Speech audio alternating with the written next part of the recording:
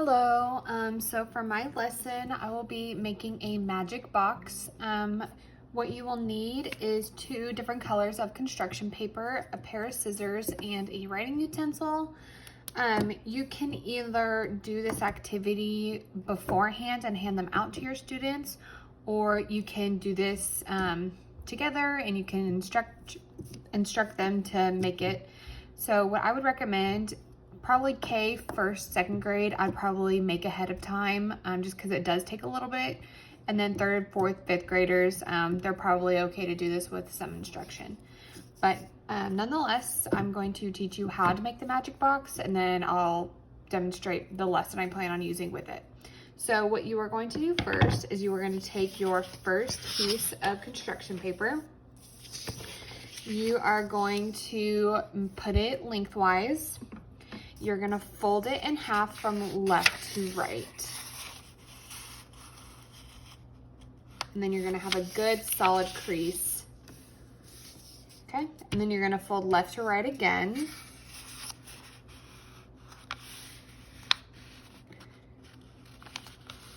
With a good solid crease, maybe. Okay, with a good crease. So now you are going to go from bottom to top, and you're going to fold it in half. With a good crease at the bottom. Now you're going to go bottom to top again in half with a really good crease. Okay, so now we open up our papers, and you should have 16 boxes. Okay, so now what we're going to do is we're going to put our page lengthwise again, and we're going to fold it in half. Yep, so lengthwise, fold it in half from left to right. And so you'll see that the folded part is on the left side. So this is where we're going to be cutting, and we will be cutting on these indented lines to the halfway point. So we are going to be cutting on the lines to the middle line. So you're not cutting all the way through it, you're only cutting halfway. So I'm going to go ahead and do that. In total, you should have only 3 slits. 1, 2, 3. Okay. Should open it up, and you will have slits in the middle of your paper. This is exactly what we needed. So now we're going to kind of put this to the side, and we're going to get our other sheet of paper. So with this sheet of paper, we're going to fold it in half from left to right. You're going to put it lengthwise, fold it in half from left to right. Okay, good solid crease. Okay, so now we're going to fold it left to right again. Good crease. Okay, so this is all the folding we're going to do with this one. We're going to go ahead and open up this page, and you should see that we have 4 sections. We are going to be cutting 2 of these sections or strips. So if you were to instruct your students, I would say they can share with a partner. One person gets 2 strips, the other gets 2 strips. So you're going to go ahead and cut them out, following the folded part of the line.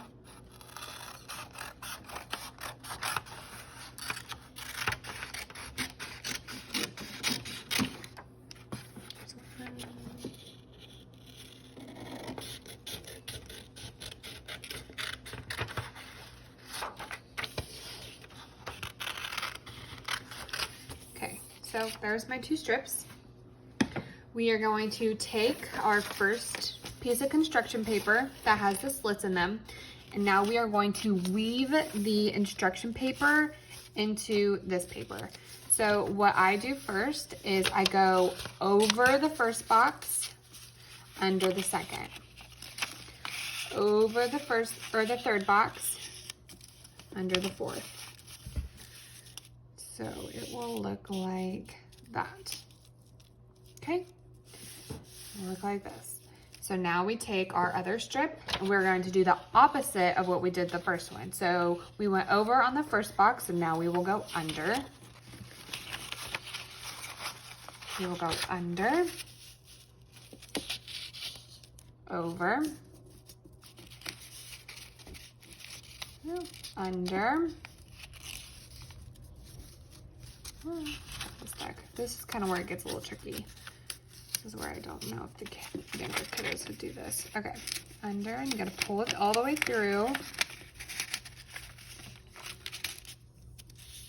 Okay, so you have a little checkered board. Okay, you see here? So this is what your checkered board looks like with the flaps out. So now we are going to tuck these flaps to the middle. So left side or right side goes in. Okay, good fold. This side, we're gonna tuck it in, and good crease. Okay, so now what I like to do is I like to fold it in the middle. So you're gonna push the flaps together, and you're gonna do a little squeeze. Okay, so you should have a little W.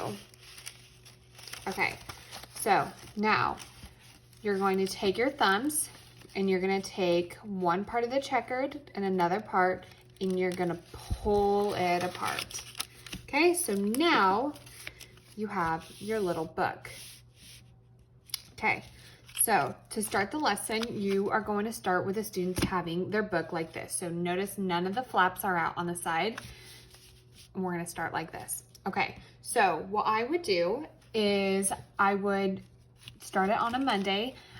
We just got our book for the week, and I will pick out 8 vocabulary words that are very important to the story, or words that they will use frequently throughout their lives and throughout the day. So just of it, 8 very important vocabulary words. So once everyone has their books done, we have the vocabulary words picked out, I will be putting them into small groups of between 4 and 6. And then within those small groups, you will put them into partners. So after they are put into partners, we are going to number our book. So on the whiteboard, so say this is my whiteboard, I will number it exactly how I want them to number it and keep it on the board to use as a visual aid. So these are my 8 vocab words. I want them to number it exactly like this. And so I'll give them a few minutes to copy the whiteboard and put it onto their page. So I'm gonna go ahead and just do a couple of them. So 1, I had valuable.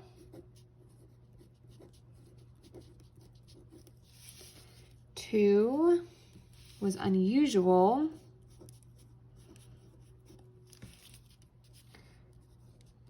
Compare. We'll just go to 4. Recognize.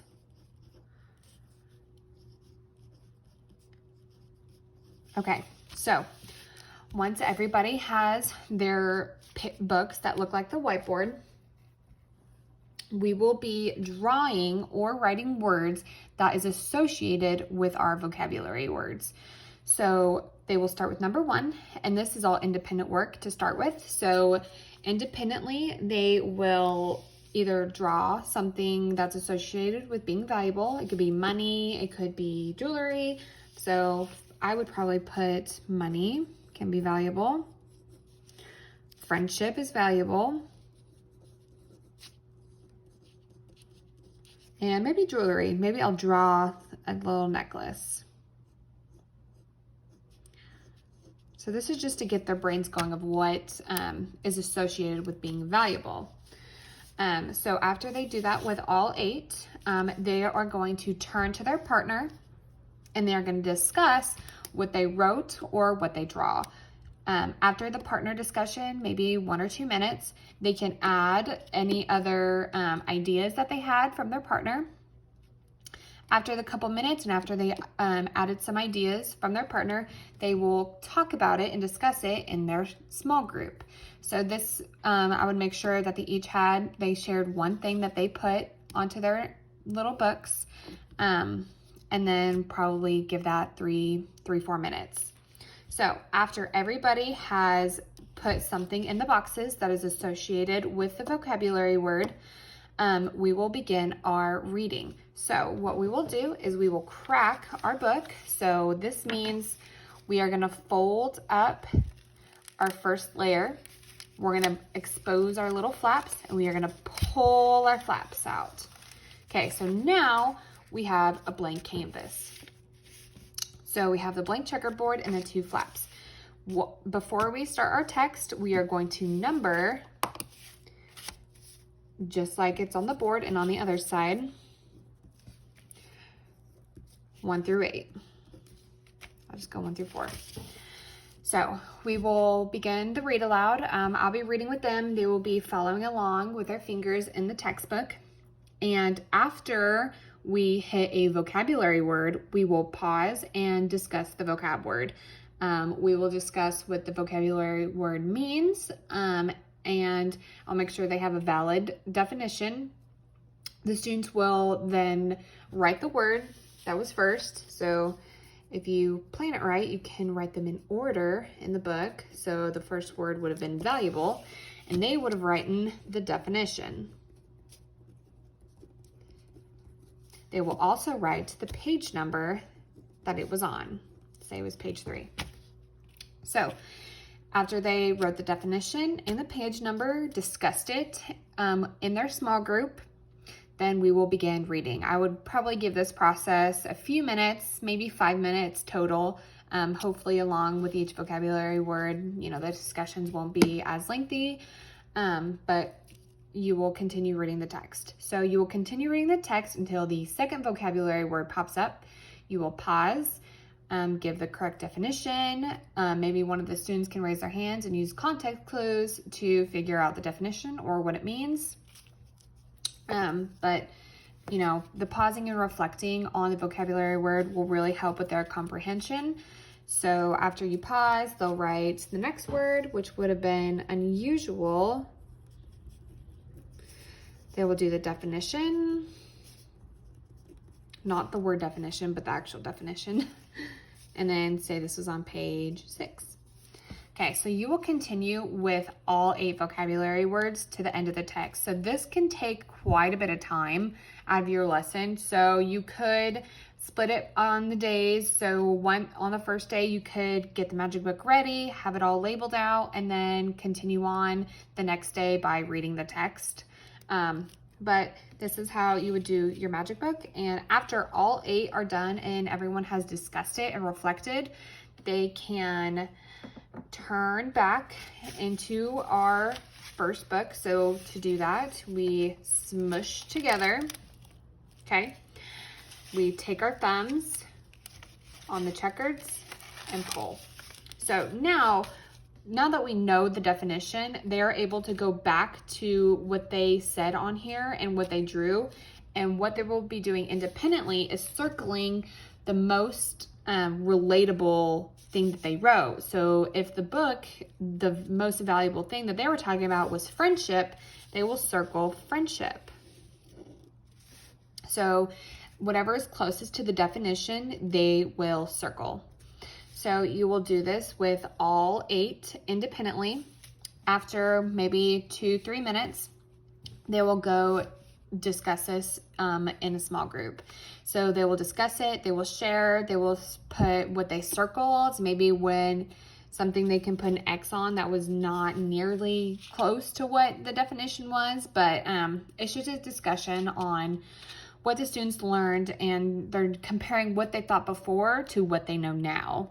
After all 8 is done and they talk about it and discussed it, we will be done with this part. We will again close our books, smush, pull to the side, and you're able to compare the definition in the page from the page number. And now on the sides, this is kind of the end of the lesson, they will do a summary of the text using as many vocabulary words as they can. You can make it a game. The person who gets the most gets this, or you can just say it's a requirement to use at least 3 vocabulary words. Completely up to you. But you're just using, the skills that they've learned in the vocabulary words to write the definition of the story. So that's all I've got. I hope you guys enjoyed the lesson as much as I did, but thank you.